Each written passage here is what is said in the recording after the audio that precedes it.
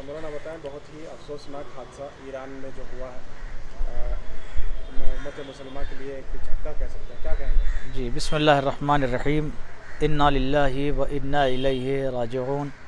Reason बिक़ज़ाइहि व तस्लीमन लिअम्रिह।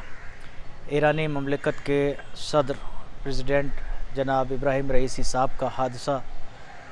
जो वो एक हेलीकॉप्टर के हादसे में जहाँ बहक हुए हैं, उनके साथ उनके फ़ॉरेन मिनिस्टर भी थे और उसके अलावा और भी अफराद थे जो गैर मामूली अफराद थे, वो मामूली अफराद नहीं थे। उनका इस हेलीकॉप्टर के हादसे में जाँ बहक होना, ये मिल्लत मुस्लिमा के लिए, बिलखुसूस मिल्लत तशय्युअ के लिए बहुत ही नाकाबिल तलाफ़ी नुकसान है। बहुत ज़्यादा दर्दनाक, अलमनाक, अफसोसनाक ये वाक़या है। इससे वाकई पूरी उम्मत मुस्लिमा को और बिलखुसूस ईरान की मिल्लत और वहाँ की हुकूमत को एक बहुत बड़ा नुकसान, एक बहुत बड़ा रखना पैदा हुआ है। ये रखना अब यूँ तो परवरदिगार साहिब कुदरत है, उसका ख़जाना खाली नहीं है, वो क्या नेमुल बदल कब अता कर दे, ये उसकी कुदरत है। लेकिन ज़ाहिरी तौर से ऐसी शख्सियतों का चला जाना दुनिया से नाकाबिल तलाफ़ी नुकसान होता है और इन नुकसान की भरपाई, ऐसे नुकसानों की भरपाई होना बहुत मुश्किल होता है। अभी हमारे लिए और तमाम मुस्लिमीन के लिए और मुसलमानों के अलावा भी जो इंसाफ वाला दिल अपने सीने में रखते हैं और जो इंसानियत के हमदर्द हैं और चाहते हैं कि चैन, सुकून, अमन इस दुनिया में, इस आलम में बरपा हो, कायम हो, तो चूँकि इस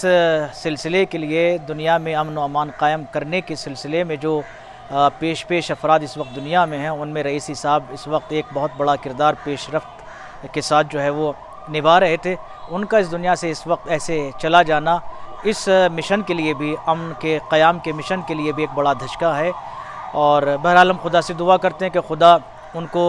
जवार रहमत में जगह इनायत फरमाए, उनकी रूह को सुकून इनायत फरमाए, उनके दर्जात बुलंद करे और उनका कोई नेमुल बदल दुनिया को अता करे। मुझे मालूम नहीं कि क्या है, अभी ज़्यादा इत्तलात उस हवाले से नहीं है, लेकिन जो कुछ इस तरह की ख़बरें लोगों के दरमियान गर्दिश कर रही हैं, ये सब अपने ज़हनी इख्तिराआत हैं, अपने ज़हनी ईजादात हैं कि ये इसराइल का उसमें हाथ है और या अमेरिका का हाथ है या जिसका भी हाथ है। अभी पहली जो ख़बर है, जो पहली नज़र में जो बात सामने आई है वो ये है कि वहाँ वो जिस जगह से अज़रबैजान से आ रहे थे तबरेज़ की तरफ, तो वो जिस जगह हादसा हुआ है वो जगह एक तो घना जंगल वहाँ पर उसके नीचे था, पहाड़ियाँ थीं और वादी बहुत गहरी, वैली बहुत डीप वैली थी और पेड़, दरख्त, बड़े बड़े पहाड़, और मौसम वहाँ पे इतना ख़राब था कि वहाँ कुछ दिखाई नहीं दे रहा था। विजिबिलिटी बिल्कुल वहाँ पर ना के बराबर थी, एक ऐसा फॉग के जैसा मौसम था। तो ऐसे मौसम में अगर कोई टेक्निकल इशू आ जाता है हेलीकॉप्टर में या किसी भी एयरक्राफ्ट में, तो वो जाहिर सी बात है उसका उस वक्त दुरुस्त कर लेना या उसको संभाल लेना, चूँकि आगे कुछ दिखाई नहीं देता है, सिस्टम कट जाता है जो अपना मेन ऑपरेटिंग सिस्टम जहाँ पे, वहाँ से जब राब्ता कट जाता है तो फिर उसको सही करना और सुधारना मुश्किल हो जाता है। अभी पहली नज़र में ऐसा लग रहा है, बाकी जब तहकीकात होंगी और तहकीकात शुरू कर दी गई हैं अल्हम्दुलिल्लाह, तो जब तहकीक में जो चीज़ निकल के सामने आएगी वो इंशाअल्लाह दुनिया के सामने होगी। अभी पहली नज़र में एक ये हादसा है, बस, और एक हादसा है। इजराइल के जो रब्बी हैं वो खुशी का इजहार कर रहे हैं, एक तानाशाह था जो इजराइल, जाहिर सी बात है, देखिए उसमें हर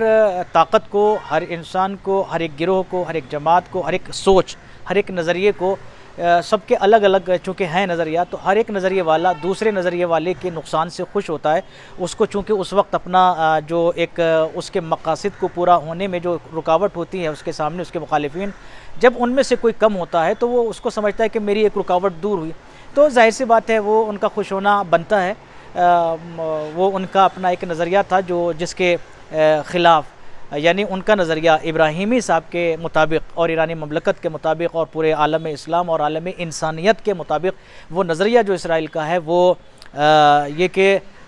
इस्तेमार की ताकत का इस्तेमाल करना, इस्तेमार को बढ़ावा देना। इस्तेमार का मतलब ये कि आप अपनी जो हुकूमत है उसके हदूद को आपको बढ़ाना आपका मकसद होता है, उसमें जायज़ तरीक़े से या नाजायज़ तरीक़े से दूसरे ममालिक की हदूद को अपने हदूद में दाखिल कर लेना, वो उससे एक अमन में खलल पड़ता है, फ़साद पैदा होता है, फितना पैदा होता है, जंगें होती हैं, अब तक सारी जंगें इसी वजह से हुई। फ़िलिस्तीन में जो इस वक्त इसराइल का वजूद है और जो वो उसमें तोसी कर रहा है और अपनी हदूद को बढ़ा रहा है और इसराइल की हदूद को तंग कर रहा है, वो एक फ़ितना, एक शर है जिसके सद्देबाब के लिए इब्राहिम रईसी साहब बहुत ज़ोर शोर के साथ, पूरी ताकत के साथ उस मिशन में मसरूफ़ थे और चाहते थे कि अमन कायम आलम में, इस दुनिया में, और इस तरह के जो ज़ालिमीन हैं उनका सद्देबाब किया जा सके, उनको रोका जा सके। तो अब जाहिर सी बात है, जिसको अपना जुल्म करने से रोका जा रहा था, वो रोकने वाली ताकत का एक जुज़ अगर